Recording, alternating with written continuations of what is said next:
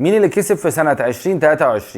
اللي اشترى ذهب ولا اللي اشترى دولار؟ تعالوا نتخيل مع بعض لو شخص في آخر سنة 22 معاه 500 ألف جنيه وقرر يشتري بيهم دولار، والدولار ساعتها في السوق الموازية كان تقريبا ب 28 جنيه. فالشخص ده لو جه يبيع الدولارات اللي معاه في ميعاد تصوير الحلقة فهيبيع الدولار بأعلى سعر ليه في السوق الموازية اللي هو 53 جنيه، فهيكون معاه حوالي 946 ألف جنيه. طيب لو نفس الشخص ده كان اشترى ذهب بدل ما كان اشترى دولار وهم نفس ال 500 ألف جنيه واشترى برضو في آخر سنة 2022، والذهب ساعتها عيار 21 كان عامل تقريبا 1475 جنيه، يعني جاب حوالي 339 جرام. فلو قرر يبيع الذهب ده في آخر 23 يعني بعد سنة كاملة من مكان معاه الذهب ده هيجيب له تقريبا 1,100,000. شايفين الفرق؟ تقريبا 150 ألف جنيه. أعتقد أنه ممتاز جدا أنه يكسب 150 ألف جنيه في سنة واحدة بس. فالفايدة من الكلام ده إيه في الآخر؟ تعالى وأنا أقول لك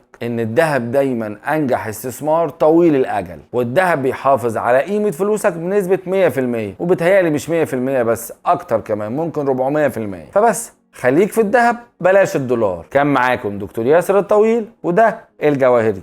سلام.